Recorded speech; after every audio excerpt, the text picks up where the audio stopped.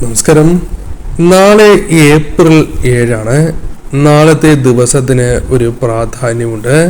കാരണം നാളെ പഞ്ചമി തിഥിയാണ്. വരാഹി ദേവിയുമായി ബന്ധപ്പെട്ട് പരാമർശിക്കുമ്പോൾ ഏറ്റവും വിശേഷപ്പെട്ടതായ ദിവസങ്ങളിൽ ഒന്ന്. അതിനാൽ നാളത്തെ ദിവസം വരാഹി ദേവിയെ ആരാധിക്കുന്നത് അത് നിങ്ങളുടെ കുടുംബത്തിൽ ഐശ്വര്യ വർധനവിനും സമ്പൽ സമൃദ്ധിക്കും ഇനി പരാമർശിക്കാൻ പോകുന്ന ഗുണകരമായ മാറ്റങ്ങൾക്കും കാരണമായി തീരും. നാളെ ഏവർക്കും വീടുകളിൽ ചെയ്യാൻ സാധിക്കുന്ന കാര്യങ്ങളെക്കുറിച്ചാണ് ഈ വീഡിയോയിലൂടെ പരാമർശിക്കാനായി പോകുന്നത്.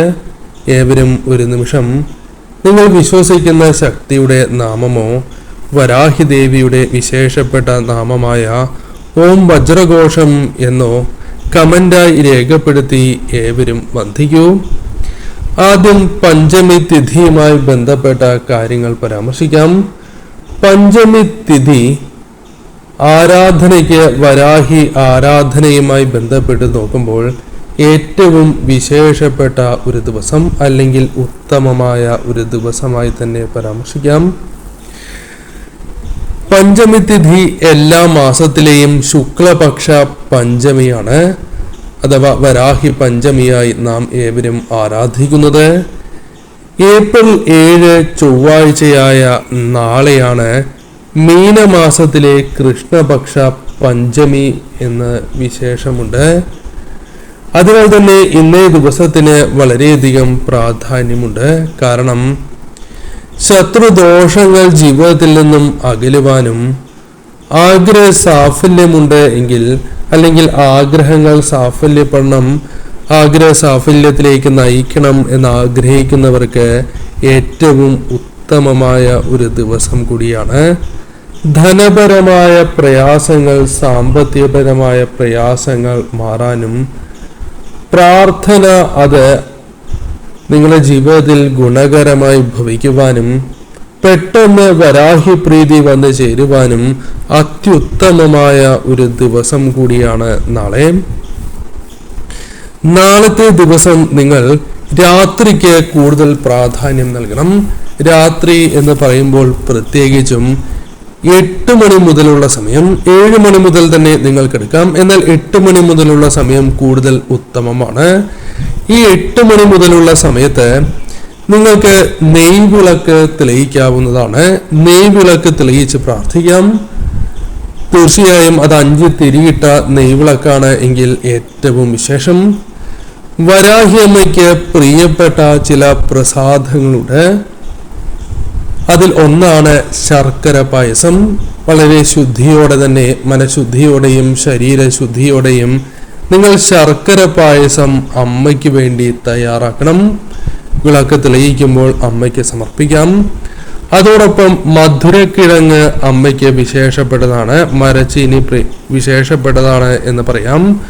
കൂടാതെ മാതള നാരങ്ങയും നിവേദ്യമായി അമ്മയ്ക്ക് സമർപ്പിച്ച് പ്രാർത്ഥിക്കാം. എന്നാൽ ഏവരുടെയും ധനസ്ഥിതി വ്യത്യസ്തമായതിനാൽ തന്നെ എല്ലാ കാര്യങ്ങളും നിങ്ങൾക്ക് വാങ്ങുവാൻ സാധിക്കണം എന്നില്ല. അങ്ങനെയുള്ളവരാണ് എങ്കിൽ എന്താണോ നിങ്ങൾക്ക് നൽകുവാൻ സാധിക്കുന്നത് അത് നൽകിക്കൊണ്ട് അമ്മയെ ആരാധിക്കണം. അതൊരു പഴമാകാം, അത് ഒരു പുഷ്പമാകാം, എന്തു തന്നെയാണ് എങ്കിലും മനഃശുദ്ധിയോടെ നിങ്ങൾ ആ അവസ്ഥ മനസ്സിലാക്കി അമ്മയ്ക്ക് സമർപ്പിച്ച് പ്രാർത്ഥിക്കുക.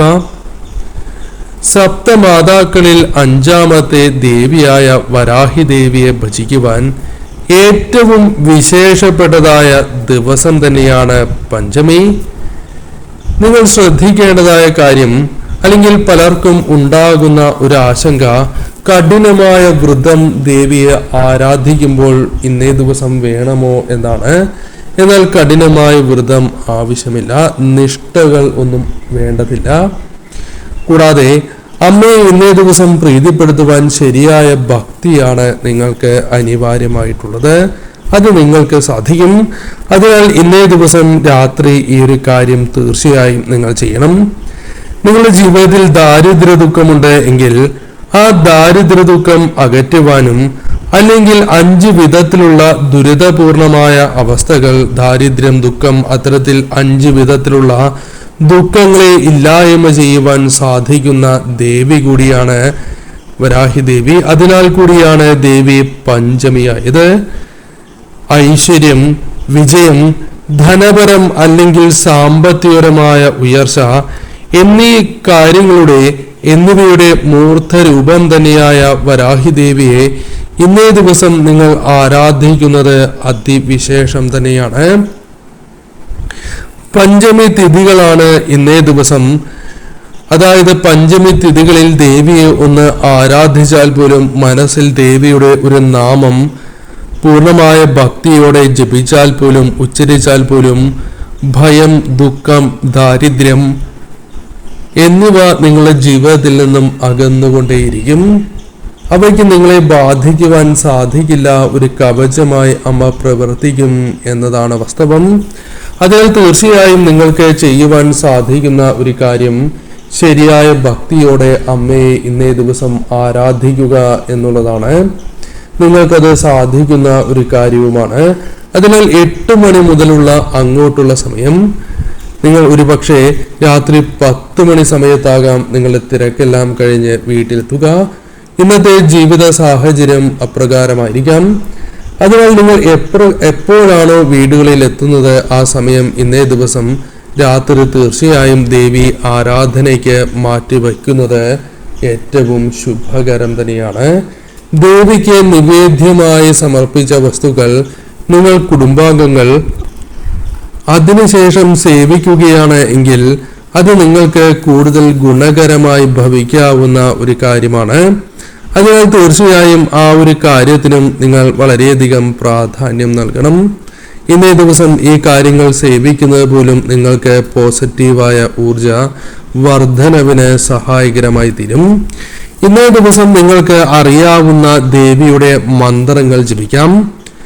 ഓം വജ്രഘോഷം എന്നൊരു നാമം പോലും ഇന്നേ ദിവസം നിങ്ങൾ നാവിൽ വരികയാണ് എങ്കിൽ, ഉച്ചരിക്കുകയാണ് എങ്കിൽ അതുപോലും നിങ്ങൾക്ക് ഐശ്വര്യമായി മാറും, ഉയർച്ചയായി മാറും.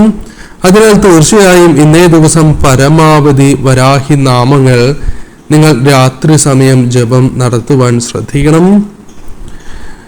അതോടൊപ്പം ഓം ഹ്രീം വരാഹി നമ എന്ന മന്ത്രവും ദേവിയുടെ വിശേഷപ്പെട്ട മന്ത്രമാണ്. ഓം ഹ്രീം വരാഹി നമ, ഓം ഹ്രീം വരാഹി നമ, ഓം ഹ്രീം വരാഹി നമ എന്ന അതിവിശേഷപ്പെട്ടതായ ഈ നാമം നിങ്ങൾക്ക് 108 ജപിക്കാം. ഇനി അഥവാ സാധിക്കുന്നില്ല എങ്കിൽ 21 തവണ ജപിക്കാം. എന്നാൽ വളരെ വിശേഷപ്പെട്ട മന്ത്രമായതിനാൽ തന്നെ 108 നിങ്ങൾ ജപിക്കുവാൻ ശ്രമിക്കുക. വിളക്ക് തെളിയിച്ച് ദേവിക്ക് നിവേദ്യങ്ങൾ സമർപ്പിച്ച് അവിടെ ഇരുന്നു കൊണ്ട് നിങ്ങൾ ഇപ്രകാരം ജപിക്കുകയാണ് എങ്കിൽ സർവ ഐശ്വര്യങ്ങൾ തന്നെ നിങ്ങളിലേക്ക് വന്നു ചേരും.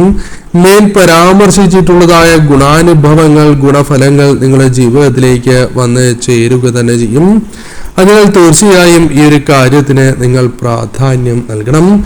നിലത്തിരിക്കുമ്പോൾ വെറും തറയിൽ ഇരിക്കാതിരിക്കുവാൻ ശ്രദ്ധിക്കണം. പാവിരിച്ചിരിക്കാം, അല്ലെങ്കിൽ ഒരു തുണി വിരിച്ചാണ് എങ്കിലും നിങ്ങൾ ഇരിക്കേണ്ടതായിട്ടുണ്ട്. ഇപ്രകാരം ഇരിക്കുന്നതാണ് ഏറ്റവും ഉത്തമം. ഈ കാര്യങ്ങൾ തീർച്ചയായും ഇന്നേ ദിവസം പ്രവർത്തിക്കണം. രാത്രി 12 മണിക്ക് മുൻപായെങ്കിലും, അതായത് മറ്റ് കാര്യങ്ങൾ ഒന്നും നിങ്ങൾക്ക് ചെയ്യാൻ സാധിച്ചില്ല, നിവേദ്യം സമർപ്പിക്കാനോ വിളക്ക് തെളിയിക്കുവാനോ സാധിച്ചില്ല എങ്കിൽ പോലും ദേവിയുടെ നാമം നിങ്ങൾ മനസ്സുരുക്കി പ്രാർത്ഥിക്കുക. ഏകാഗ്രതയോടെ ദേവി നാമങ്ങൾ ജപിക്കുക. തീർച്ചയായും നിങ്ങൾക്ക് ഇന്നേ ദിവസം അതിൻ്റെ ഗുണഫലങ്ങൾ ജീവിതത്തിലേക്ക് കടന്നു വരുന്ന ഒരു ദിവസമായി തന്നെ മാറും. അതിനുള്ള ആരംഭം കുറിക്കും. ഏവരും ഈ കാര്യങ്ങൾ പ്രവർത്തിക്കുക.